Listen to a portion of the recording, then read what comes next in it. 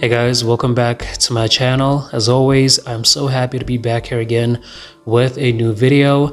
And if it's your first time watching, hello and welcome. Why don't you stick around to see what kind of shocking true crime story I have for you today. And also please do subscribe to the channel for more true crime content.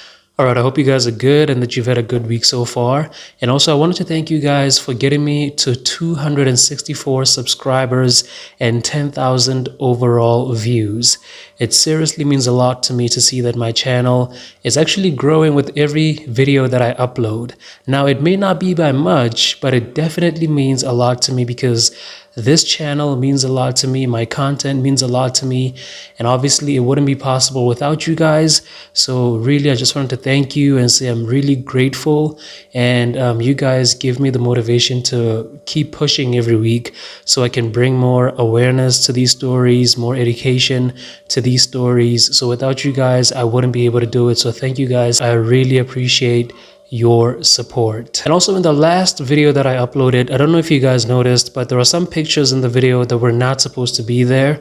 I'm really sorry about that, and I think something must have happened with my editing software and something must have went wrong and it uploaded the wrong kind of pictures. It didn't choose the pictures that I wanted to upload for the video. So again, I apologize for that, and I only saw it once I've uploaded the video.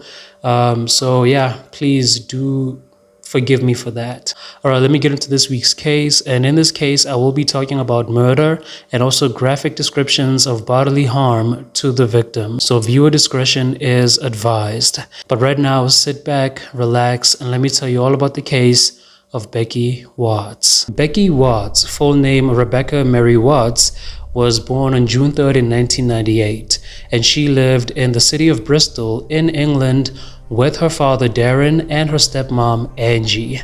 Becky also had a biological older brother by the name of Daniel, and Daniel lived with his dad Darren and his stepmom Angie as well, the same as Becky, until he was just about a few years old, for a couple of years of his life. And then after that, he moved in with his biological mother and started staying with his biological mother. But Becky stayed behind with her father and her stepmom. Becky also had a step-sibling by the name of Nathan Matthews, and Nathan is Angie's son, and Nathan was about 10 years older than Becky. And for a lot of years of Nathan's life, he lived with his grandmother because his mom had some financial difficulties and couldn't afford to look after him. So pretty much he was raised by his grandma. But then when things got better, he would go to see his mom and Darren on the weekends of every week. But he didn't want to leave his grandmother's house because he felt like his entire life was now at his grandmother's house. So he didn't want to abandon that. He didn't want to abandon the life that he had to build. So he would only get to see his mom and his stepdad Darren on the weekend. Now, to clarify, Becky's stepmom Angie was in her life since she was 2 years old. That's when Angie met Becky's dad Darren. So basically, Angie was a mother figure to Becky for all her life, because she came into Becky's life again when Becky was just 2 years old. So obviously this also means that Nathan came into Becky's life when Becky was very, very young. And it was said that Becky actually loved his older brothers Nathan and Daniel. She always wanted to be around them. She always wanted to hang out with them. And even her first clear word at the age of 2 was actually saying Nathan's name. So that's how much she wanted to be close. That's how much she actually loved even her stepbrother. But now for some reason, it didn't really seem like Nathan felt the same way about Becky. As a matter of fact, it kind of seemed like Nathan was a bit annoyed that he had to share his mom with 2 new step-siblings. So he wasn't as welcoming to Becky as Becky was to him. And that was obviously very strange and very heartbreaking because Becky would have done anything to spend time with him. When Becky was 11 years old, now she was in school, and her school life was not really the greatest. She was the victim of her school bullies. They would try to make fun of her as much as they possibly could. They made fun of her looks, her clothes, and more especially her weight. So basically they made her school life a living nightmare. And of course, this greatly affected Becky, especially the part of her weight. So she thought maybe if she lost some weight, then the bullying would stop. And when her dad and her stepmom saw how much she wanted to do this, they also saw how much she was affected by the bullying. They wanted to help her as much as they possibly could. They started buying some healthy foods. They started trying to help her out with her diets. They tried to support her and be behind her just so she can be happy again, because to them, if this was the thing that was going to make their daughter happy, then that's exactly what they were going to do. And Becky did lose a lot of weight, but not in the way that you think. So it turned out that Becky was not eating a lot of her food. Some of it she would throw away, some of it she would not eat entirely, some of it she would just leave without even touching it. So, of course, this is not the way to go about losing weight, and her parents were getting worried about this. And when they saw that the situation was actually escalating, they took her to the doctor, and guys, at just 11 years old, Becky was diagnosed with anorexia, which is both a physical and mental condition that causes people to obsess about extreme weight loss and also about the way they eat at just 12 years old. So obviously this is not good. Becky ended up being in hospital because she was just so underweight, and she was so thin that it actually started affecting her life. And even though she did this thinking that the bullying would actually stop, unfortunately it only got worse.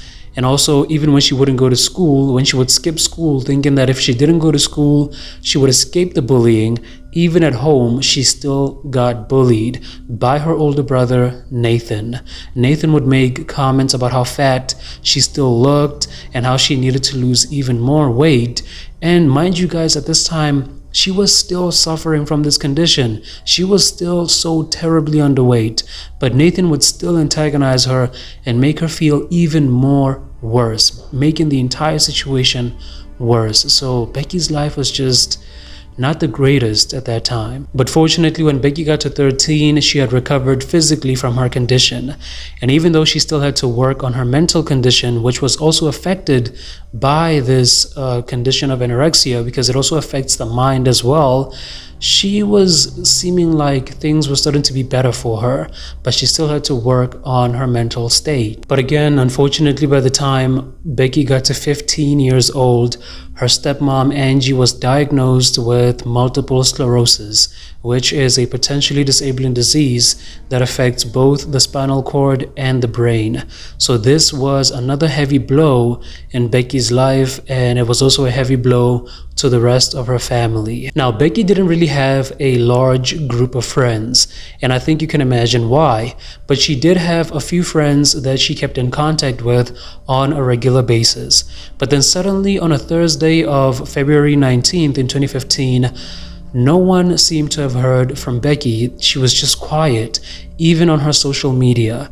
And her friends had no idea that she was going to do this, and they had no idea why this was happening. Even when they were sending her messages, they were not getting any replies from Becky. And even with her family, they hadn't actually seen her in a few days, because on the Tuesday of that week, Becky went out with her friends, and then on Wednesday she decided to do a sleepover at a friend's house. So when her stepmom Angie still hadn't heard from her on Thursday of February 19th in 2015, she thought maybe Becky decided to stay at the friend's house for another day. But she was still concerned that she still hadn't heard from Becky. But when her friends went to Becky's house to find out if she's okay, that's when they learned that her family also thought she was hanging out with them the entire time. So obviously this was now a cause for concern, because no one knew where Becky was. And they also knew that this was not like her. She was not the kind of person to just leave without telling anyone where she was going, especially her friends. She was not the type of person who wanted to be out on her own as well. Becky was a person of anxiety, and she didn't like being in places where she would feel uncomfortable alone. So this was definitely unlike her, and this gave them even more reason to be concerned. I remember just being so confused as to where she was. She wasn't the type of person that would go somewhere and not tell people where she was going. She wasn't the kind of person to stay out late either. She'd always go to bed really early. Quite a few people, I believe, didn't really take the situation seriously. Like, a lot of people were saying, well, she's just a teenager, she's just ran off or something like that. And I'm like, well, you don't know her though. So When you know somebody, you know that they wouldn't do this, you know that there's something wrong. And when her family still hadn't heard from her on the next day of the 20th of February in 2015, that's when they reported Becky missing at 4 p.m. Even sir, please, how can I help? It appears my daughter's gone missing. No one has seen her, no? No. We phoned round the family, all her friends have contacted us and asking where she is, and none of them know. What's her name? Rebecca Watts. And when investigators looked into this, they found out that Becky's laptop, her phone, and her tablet were missing from the house, but she didn't take any money with her, and also no extra clothes of hers were taken. Things that she would obviously need if she was going to be gone for a very long time.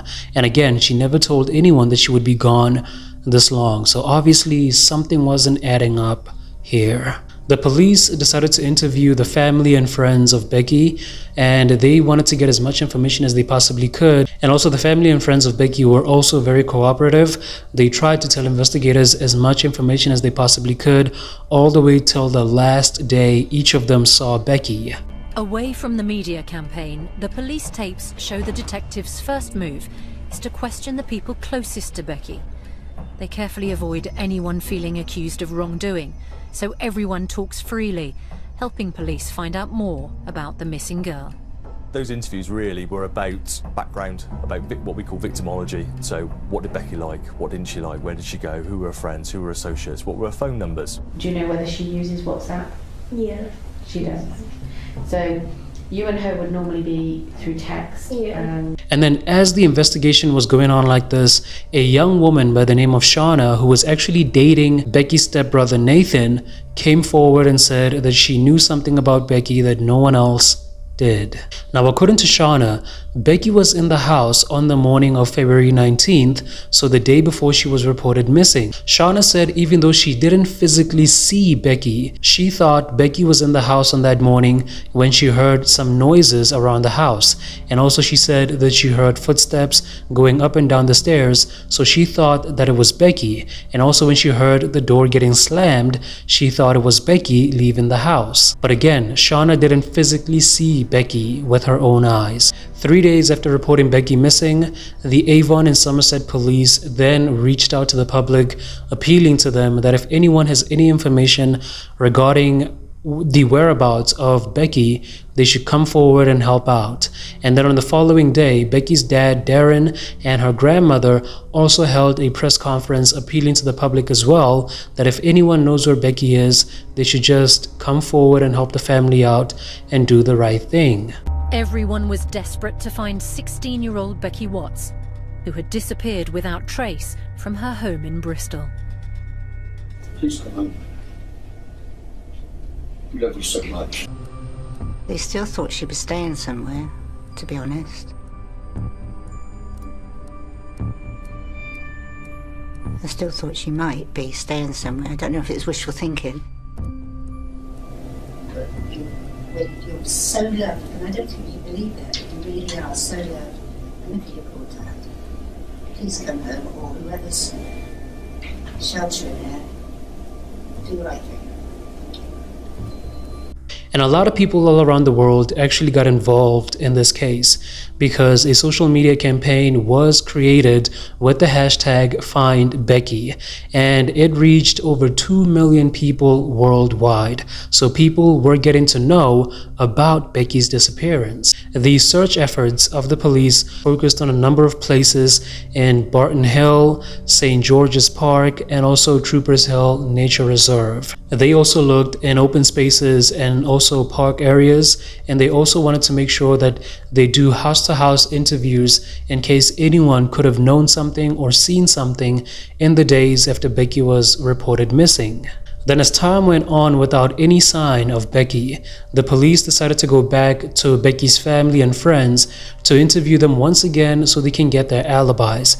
Because if you've been watching true crime long enough, then you would know that in cases like these, when a young person, especially a teenager, disappears, most often than not, the person responsible is usually someone very close by. So they wanted to make sure that they got everyone's story and everything checked out. The police shifted their focus specifically on Nathan and his girlfriend Shauna, because if you remember correctly, Shauna said she sort of saw Becky on the 19th of February in 2015. So they wanted to make sure that they got as much information from them as they possibly could as well. Now, the officer who interviewed Shauna said she seemed a little bit light-hearted about the whole situation, like she wasn't taking it that seriously. And she also had this nervous-sounding giggle every now and then, which is kind of odd considering the seriousness of the situation. But the officer thought that maybe this was her way of dealing with serious situations with nervousness. However, it also made the officer wonder that if this is how she does deal with serious situations like with nervousness, then what exactly was she nervous about? Was there something that she didn't want to mention in that interview? Like what was happening with her? Shauna being interviewed, the report coming back from the interview advisor was that in terms of the way she presented, she was giggly, was quite sort of light-hearted, perhaps not in keeping with the serious nature of what was actually taking place at that point and the fact that Becky was still missing. And she asked me if Becky had gone out, and I said, yeah, I heard the door go. She must have gone out earlier. But her boyfriend Nathan, on the other hand, was way more chilled. As a matter of fact, he was very unbothered. He wasn't nervous at all. And the officer even commented that it seemed like he also made sure to get his story straight. Nathan came across as fairly unconcerned. He's looking so relaxed. He's totally laid back, he's in control, and he's very, very comfortable in his surroundings. Even laughing and joking. Yes. Police become even more worried as the couple start to give their version of what happened the day Becky went missing. But of course, at the end of the day, both Nathan and Shauna had to be released because there still wasn't any evidence to suggest that they could have had something to do with this. 6 days into this case, the investigators moved Becky's family out of their house so they can take over the house and analyze it as a crime scene. Because now they looked at all the facts that Becky wasn't seen leaving by any of the neighbors, and also her face was all over the news, but no one seemed to have seen her outside ever since she was reported missing. No tips were coming in. So obviously this was a little bit odd. So investigators thought that maybe Becky could still be in that house. So they got forensic investigators to come and analyze the whole house as a crime scene to try to see if there's anything they could find that could tell them where Becky could possibly be. The police decided to interview Nathan and Shauna once again to try to see if they can still get any more information out of them, and also because they were still a bit suspicious of them, not only because of the fact that they were the last people to sort of see Becky, according to Shauna, also because they had some really strange behavior that they were showing during their previous interviews. So they wanted to see if they still couldn't get any more out of them. And you know, this time around, Nathan was actually saying some very interesting things. He was talking about how he didn't normally talk to Becky, but he also didn't really like her that much. And he said this is because of the way Becky would talk to his mom Angie from time to time, and so he didn't really like her. He thought she had a bit of an attitude. So this time Nathan was starting to open up a little bit about how he felt about Becky. But again, the police knew that this is not enough evidence to say that he could have had something to do with this. It's perfectly normal not to like someone. That doesn't mean that you want to do them any harm, you know, so this wasn't enough evidence, but they still wanted to keep an eye on him. While the forensic investigators were still analyzing Becky's parents' house to try to see if they can find anything, they ended up finding some blood on the doorknob of Becky's room, and on that blood there was also some fingerprints. So they decided to take them to the lab to go get analyzed. That's when we came across what appeared to be blood or red staining on the architrave of the door frame leading into Becky's room. It's very, very difficult to see with the naked eye. Some of it was down very low, some of it was about waist height, and some of it was approximately shoulder height. So the three different heights did seem to strike a chord in terms of well, how, why, you know, had there been a struggle? And then the first results they got were the results of the fingerprints that were found in the blood that was on that doorknob. And those fingerprints came back as Nathan Matthews' fingerprints. So obviously this was a huge turning point in the investigation. However, the investigators still had to wait to get more information on the blood test. They still had to wait to get the results to see whose blood it was on the doorknob. But still, this was a huge turning point in the investigation, because investigators realized that if the blood came back as Becky's blood and Nathan's fingerprints were found on that blood, then this could possibly mean that Nathan could have had something to do with the disappearance of his own stepsister, and now possibly Becky's murder if she were to be discovered deceased. And actually, when the results did come back on the blood test, they came back as Becky's blood. So obviously now Nathan was seeming a lot more suspicious. And then a few days later, the police decided to track down Nathan and Shauna, and when they were finally found in their house, they were finally arrested. This is the moment police moved in to arrest 2 criminals at the heart of one of the biggest manhunts in recent years. Won't be compliant and hit the sisters yet. Just put your hands like that for me, alright? And while interrogating Shauna, the investigator just had a feeling that Shauna was lying about something. Now, he couldn't tell exactly what, but something just was off about her, and it seemed like she was hiding a lot more information and was pretending like she didn't know anything. But again, Nathan, on the other hand, was still unbothered. He was still not caring at all. It wasn't easy to find any cracks in what he was saying. And while this was happening, the investigators were searching through their house, which was a mile away from where Becky lived with her parents. They were going through the house to try to find anything that could tell them what could have happened to Becky or where Becky is. And their house had a lot of things in it. It seemed like they like hoarding a lot of stuff, and it wasn't easy for investigators to look through all these things so they can find any clues, because the house was just a complete mess. And of course, this wasn't any evidence to tell investigators what could have happened to Becky. There wasn't anything they could find that could tell them where Becky was. Well, that was until they saw that there was another bathroom in the house that they couldn't see because of all the stuff that was distracting them and all the stuff that was blocking the bathroom door. And when they got into this bathroom, they saw that it was still as messy as the rest of the house. However, when they turned and looked at the bathtub, they saw that this tub was so clean that you could have thought that it's brand new.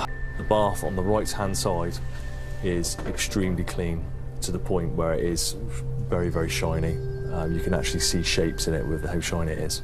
So that is what sticks in your mind immediately. It's out of place in context with the rest of the address. Now, clearly at that point, I had no idea what was subsequently going to follow. And this was obviously raising some questions in their minds, like, why is this the only clean place in the house when everywhere else was just a complete mess? The bathroom was definitely telling them something, especially the bathtub. Then as they kept on searching through the house, in some cabinets, 2 receipts were found, and it seemed like they came from a DIY store that's found in the UK. And it seemed like purchases of some gloves, a circular saw, and some goggles, as well as some face masks were made at the DIY store. And this became a major red flag for the investigators, because if you seriously look at these things, they look like the kind of items someone would buy to dismember a body. So obviously now investigators decided to go to the DIY store and to go check out the CCTV footage. And lo and behold, they see Nathan on the 19th of February, the day Becky's family became aware of her disappearance.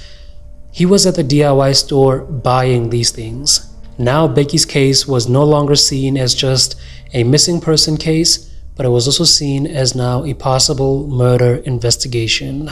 And right now, Nathan had no idea of this information. He had no idea that the investigators were at his house. They were looking through his house. They found the bathroom, the clean bathtub. They found the receipts. They found the CCTV footage at the DIY store. He had no idea of this. And since he was still acting unbothered by everything, the police thought if they piled this information on him, if they showed him the kind of evidence they've collected against him, then maybe he would crack and confess. And crack he did. And then after a few minutes of talking to his lawyer, Nathan gave out a lengthy written statement that his lawyer read out, explaining what happened.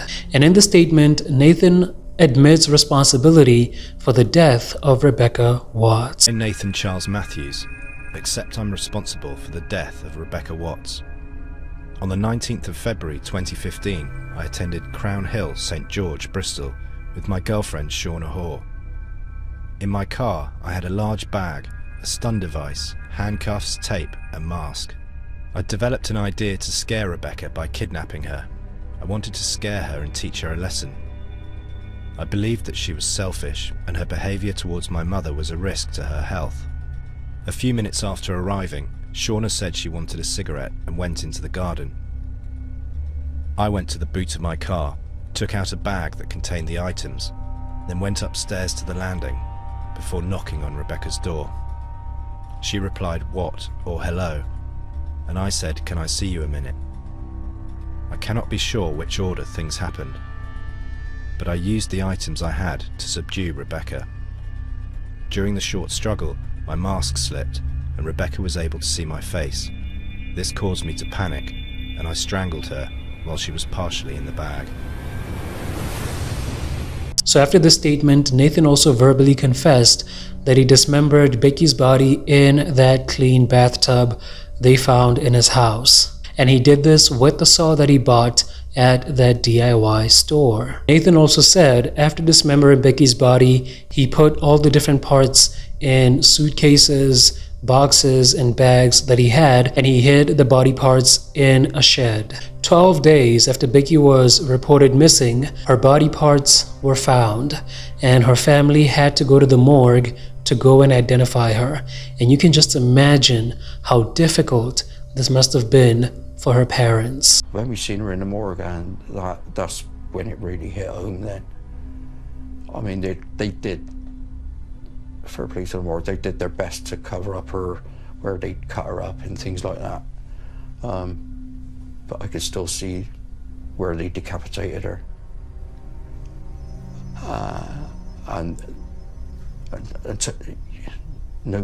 No parent should have to see that. When the autopsy was done, it was discovered that the cause of Becky's death was suffocation, and also it was seen that she sustained over 14 stab wounds after she was killed. And the autopsy also showed that her body was dismembered into 8 different pieces, and she was also decapitated. But Becky put up a fight, because it was also found out that her body also had a lot of struggle injuries, and it seemed like she had cuts and bruises all over her body, so she definitely did not make it easy for her attacker and didn't give him the satisfaction of just making this whole thing easy for him. So she fought for her life all the way until her last breath. Nathan also told investigators that he put tape over her eyes and her mouth so he could just repeatedly punch her. And obviously this seemed like a lot of aggression, and it seemed like there was a lot of emotion behind this. So even though Nathan said it was an accident, it didn't seem like it was. But now, even though Nathan had given out a written confession, investigators still had to analyze this statement to make sure that it actually fits the crime. They couldn't just take everything as he says and just call it a day. They still had to investigate every single sentence to make sure that it fits what the evidence is also telling them. And obviously the first thing they paid attention to was that Nathan wanted this to seem like an accident. so that he can get a lighter prison sentence once everything is said and done. And investigators wanted to prove that this was no accident, that he intended on taking Becky's life. And also they noticed that in his confession, he tried the best he could to exclude his girlfriend Shauna from any involvement in this whole thing. And they also wanted to prove that she could have been involved in this. Because remember, in a statement he said that Shauna was outside smoking. However, investigators find it hard to believe that she was outside during the entire thing, that while everything was happening like this, she didn't hear anything. She was unaware that Nathan was killing his own sister inside the house. And also especially with the part of dismembering the body, because remember, Nathan did it in the bathroom of their house, the house that she lives in with him. So it seemed like a little bit of a stretch that everything could have happened under her nose and she couldn't have seen anything. So as much as Nathan was trying to make it seem like Shauna had nothing to do with this, the police were not buying it. So now investigators decided to turn their attention to Shauna. They wanted to get her to talk and to see her side of the story. And they wanted to do the same thing they did to Nathan. They wanted to pile up all the evidence on her to see if she would crack. And when they did this, when they brought up everything that Nathan said as well in his statement, Shauna completely acted innocent. She just claimed that she had no idea that Nathan would kill his own sister. She had no idea that anything was happening as it was. So she just tried to claim that she had absolutely nothing to do with this. Then after 96 hours of interrogation, Nathan was charged with the murder of Becky Watts. But the frustrating part about this is that there still wasn't anything linking, any evidence linking Shauna to this crime. So investigators had to let her go, and they had to try as much as they can to try to see if they can find any evidence that could link Shauna to this crime. But then 2 months later, something came up that showed investigators that Shauna was not as innocent as she wanted everyone to believe. Investigators managed to finally recover some deleted messages between Shauna and Nathan, and these messages showed that Shauna could have possibly been involved in this, and they also showed the true motive behind Becky's murder. When investigators also went through the search history, they found pornographic searches of young girls around the age of Becky.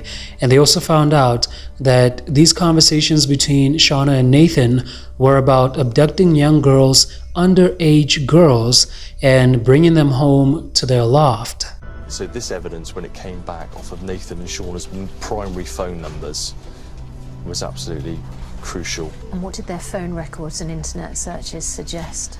So it showed internet searching of pornographic material around Becky's age, but it also showed some text messaging between the two of them where they were talking about young females, potentially abducting a young female and taking them back to their home address and putting them in their loft.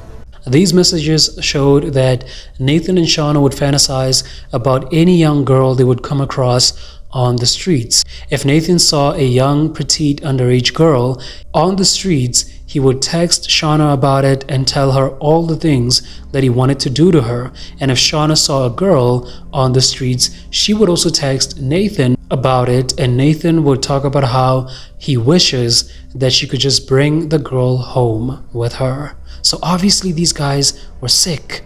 Like, they were just sick and twisted. And also, not only did investigators find these messages linking Shauna to this crime, they also found her DNA on one of the face masks that were found in the bathtub where Becky's body was dismembered. And now investigators were commenting about the certainty that they had that Shauna could have had something to do with this crime. And when Becky's father, Darren, learned about all this information, he said that's when everything about Nathan made sense to him. And remember, Darren was in Nathan's life since Nathan was 12 years old. So he has known Nathan pretty much almost his entire life. So he said that when investigators shared this entire information about him, it's like everything about Nathan clicked, because somehow Nathan always showed him some red flags even from a very young age. Like something about him just wasn't right. And also it turns out that Nathan was lying about Becky being a horrible person to her stepmom Angie. She was never this terrible person that Nathan said she was. He was only using this as an excuse to keep bullying Becky even when he had no excuse to bully her. So he was lying about this. And not only that, he was the one who was horrible to his own mom. And when Becky was younger, during the times when she was dealing with her eating disorder, when she was dealing with her depression and anxiety, she was also seeing a therapist. So during one of her sessions, she confided that she was actually terrified of Nathan, that she didn't feel safe being with him alone. She would only feel safe if her dad, Darren, was there and her stepmom, Angie, was also there. But whenever they were alone, she never felt safe around him. And this definitely says a lot, considering how young Becky was when she said this. Nathan and Shauna were both charged with murder and also perverting the course of justice. Then it was discovered that there could have been 4 other people also involved in this crime, and they were also arrested. These 4 people are Donovan Demetrius, Cal Demetrius, Jadine Parsons, and also James Island. And all these 4 people were arrested on suspicion of assisting Nathan with the disposal of Becky's body. It was believed that they helped Nathan and Shauna put the body parts in the shed that they were found in. Investigators backed up this arrest by the discovery of some messages between Nathan and these 4 people, where Nathan was telling them that he would pay them a large amount of money if they helped him and Shauna hide something. But only Cal Demetrius and Jadine Parsons were found guilty of assisting an offender, and Cal Demetrius was sentenced to 2 years in prison, and Jadine Parsons was sentenced to 1 year and 4 months in prison. The trial of Nathan and Shauna took place in October of 2015, and right from the start, Shauna's defense team wanted to prove that Shauna had nothing to do with this, that she had no idea that Nathan would kill Becky and also dismember her body. But when it came to Nathan's defense team, they wanted to prove that Nathan completely acted out of panic, that he didn't mean to kill Becky, that it was an accident like he said in his confession. And also during the trial, details of what Nathan did after Becky was killed were also revealed in the trial. It turns out that after Becky was killed, she was placed in Nathan's car. Now, it couldn't be confirmed if Nathan did this on his own, if he put her in the car by himself, or if Shauna helped him do it, but after she was killed, she was put in Nathan's car. And then Nathan and Shauna were in the house waiting for Darren and Angie to come back, and they acted like nothing happened. They just continued with the night as if like everything was normal. Then later on in the night, Nathan and Shauna drove back to their house, still with Becky's body in the car. And when they got there, Becky was put in the bathtub where she was dismembered, and before she was dismembered that night, Nathan and Shauna were downstairs watching TV, playing Monopoly, and also they ordered some takeouts. And then on the next morning of February 19th in 2015, that's when Nathan went to the DIY store to get the items that he needed to dismember Becky's body. And then at the end of the trial, the deliberation didn't really take long, and Nathan was found guilty of murder, and then Shauna was found guilty of manslaughter. And they were also given the additional charges of conspiracy to commit kidnapping, preventing a lawful burial by dismemberment of a body, and also perverting the course of justice, which is the UK's version of obstruction of justice or defeating the ends of justice. And despite Nathan constantly claiming that it was an accident, that he only wanted to kidnap Becky so he can scare her and then let her go, the judge didn't believe it. The judge didn't believe that any of this was an accident. The judge believed that Nathan intended to kidnap Becky and keep her in his house so he could feed his own twisted fantasies about young girls. And even Nathan's own mother, Angie, doesn't believe that Nathan did this by accident. There was a point where Nathan said that it had been an accident. He confessed to killing her, but he said he'd not intended to. Was there part of you that wanted to believe that? I didn't believe that. What did you think?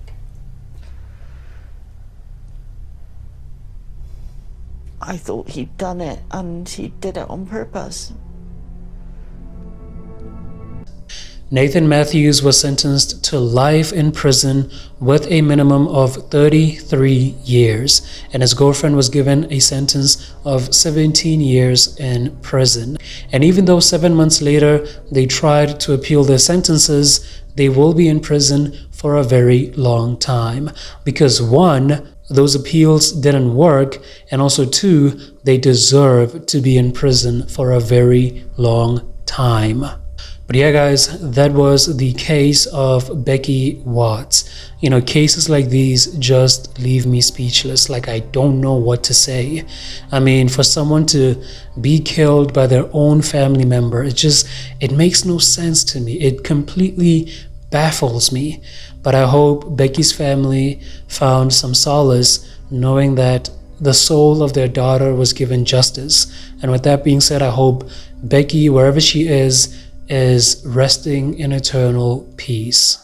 But that is all that I have for you guys on this case. Please do let me know what you think about it in the comments. I will be looking forward to interacting with you guys. And also, if you enjoyed watching, please do me a big favor and press that like button so my videos can reach more people. That would seriously mean a lot to me.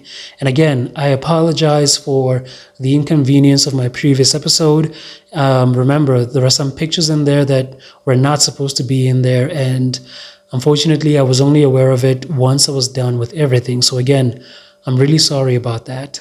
But also, thank you guys so much for hanging out with me today. Again, as always, I do appreciate you taking time out of your day to support my channel. And again, if you are new here, if it's your first time watching, please be part of the family and subscribe to the channel for more true crime content. With that being said, I will see you guys in the next video. So until then, take care of yourselves, enjoy the rest of your day, and cheers.